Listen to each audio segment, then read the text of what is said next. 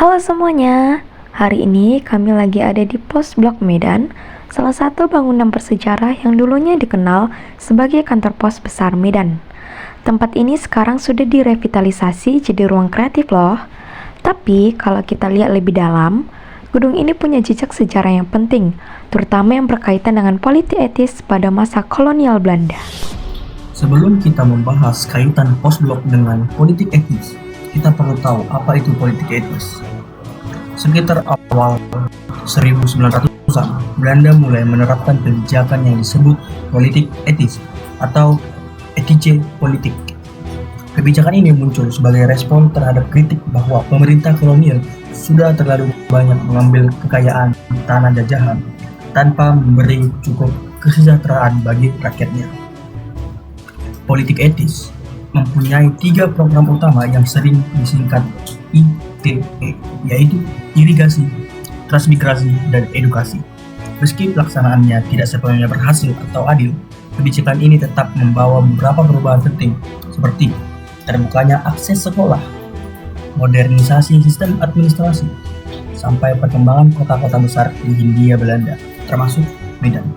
Pada masa itu, Medan berkembang sangat cepat sebagai pusat perdagangan dan pusat pemerintahan di Sumatera bagian timur. Banyak bangunan kolonial didirikan untuk mendukung kegiatan administratif, ekonomi, dan komunikasi. Salah satunya adalah kantor pos Medan, yang sekarang kita kenal sebagai pos blok ini. Kehadiran kantor pos besar di Medan bukan hanya soal pengiriman surat atau paket. Pada masa politik etis, akses pendidikan mulai terbuka, sehingga jumlah masyarakat terpelajar terus bertambah. Golongan terdidik inilah yang kemudian aktif berkomunikasi, menulis, berkirim surat, berorganisasi, dan berhubungan dengan pemerintahan. Dengan kata lain, kantor pos menjadi simpul penting yang menghubungkan pelajar, pegawai, bumi putra, pedagang, dan tokoh pergerakan dengan dunia luar. Inilah salah satu jejak kuat dari dampak politik etis. Salah satu dampak utama politik etis adalah pendidikan. Saat akses sekolah dibuka lebih luas, lahirlah generasi bumi putra terpelajar seperti guru, juru tulis, pegawai pos, dan pegawai pemerintahan tingkat rendah. Gedung pos seperti yang ada di Medan ini menjadi tempat bekerja dan tempat mobilitas bagi masyarakat terdidik tersebut. Mereka melayani pengiriman surat, pencatatan administrasi, bahkan menjadi penghubung informasi antar wilayah. Dalam konteks itu, pos blok menyimpan memori tentang bagaimana pendidikan kolonial menciptakan kelompok masyarakat baru yang lebih kritis dan lebih terlibat dalam urusan publik. Banyak tokoh pergerakan nasional, seperti dari Sarekat Islam sampai organisasi pemuda, juga memanfaatkan layanan pos untuk surat menyurat, menyebarkan gagasan, dan memperkuat jaringan. Tanpa kantor pos seperti ini, komunikasi pergerakan tidak akan secepat dan seluas itu. Program transmigrasi dalam politik etis bertujuan memindahkan penduduk Jawa ke luar pulau, termasuk Sumatera. Meskipun tidak semuanya tinggal di Medan, arus perpindahan penduduk membawa perubahan besar pada dinamika sosial dan ekonomi di wilayah Sumatera Timur. Kantor pos menjadi salah satu fasilitas penting bagi penduduk baru untuk tetap terhubung dengan keluarga di daerah asal. Surat-surat yang keluar masuk dari Jawa ke Sumatera menjadi bukti bagaimana perpindahan penduduk mempengaruhi pola komunikasi pada masa itu. Jadi, lokasi seperti pos blok ini bukan hanya sekedar gedung pelayanan pos, tapi juga bagian akibat politik etis. Selain edukasi dan transmigrasi, penerapan politik etis juga memperkuat sistem administrasi kolonial yang lebih modern. Kantor pos menjadi simbol perubahan itu karena ia berhubungan langsung dengan pencatatan, pengiriman, surat menyurat resmi, dan komunikasi antara pemerintah pusat dan daerah. Di gedung ini, dulu ada aktivitas pegawai pos dari berbagai latar belakang, Belanda, Indo, dan bumi putra terdidik. Mereka bekerja menggunakan sistem administrasi baru yang lebih teratur. Sistem ini kemudian diadopsi oleh banyak lembaga dan akhirnya mempengaruhi cara pemerintahan Indonesia bekerja setelah kemerdekaan. Jadi, ketika kita melihat gedung pos blok, kita juga sedang melihat jejak awal dari modernisasi administrasi yang lahir di masa politik etis. Selanjutnya yaitu terdapat juga dampak-dampak dari politik etis bagi masyarakat lokal. Yang pertama yaitu munculnya kelompok masyarakat terpelajar ataupun edukasi.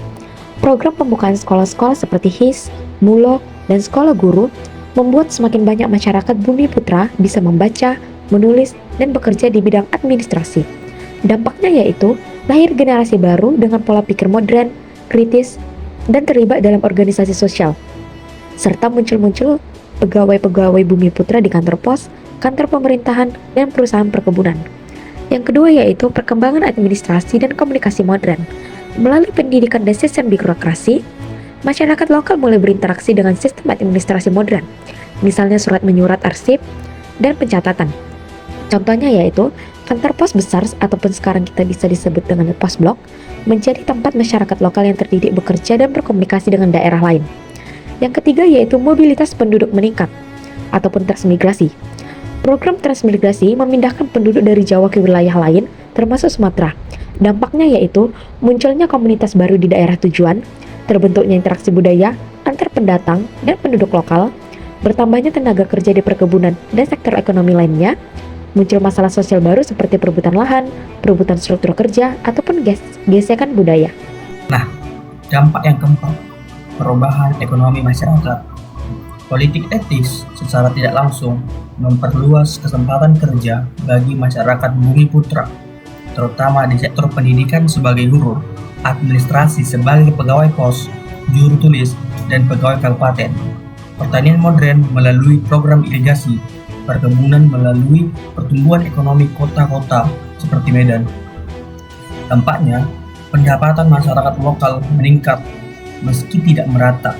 Sebagian besar masih bekerja di perkebunan dengan kondisi berat, tetapi sebagian kecil mulai mengalami mobilitas sosial ke arah yang lebih baik. Nah, dampak yang kelima adalah meningkatnya kesadaran politik dan nasionalisme. Nah, maksudnya di sini kelompok-kelompok terdidik Bumi Putra mulai membaca Quran, memahami hukum, dan berorganisasi. Dampaknya terbentuknya organisasi seperti Saringan Islam, Budi Utomo, Jong Sumateranen Bon, dan lain-lain. Masyarakat mulai sadar tentang ketidakadilan kolonial, tumbuhnya gagasan untuk memperbaiki nasib bangsa yang akhirnya mengarah ke pergerakan nasional. 6. Perubahan struktur sosial. Politik etis melahirkan struktur sosial baru di masyarakat lokal. Kelas terdidik atau guru, pegawai pos, pegawai perkebunan, kelas pekerja perkebunan, kelas pedagang, dan pegawai kota. Sebelumnya masyarakat hanya terbagi antara bangsawan lokal dan rakyat biasa. Dampaknya, masyarakat punya peluang berkarir, hubungan sosial menjadi lebih kompleks, kota-kota seperti Medan berkembang menjadi pusat urban yang multi etnis. 7. Akses layanan publik mulai terbentuk.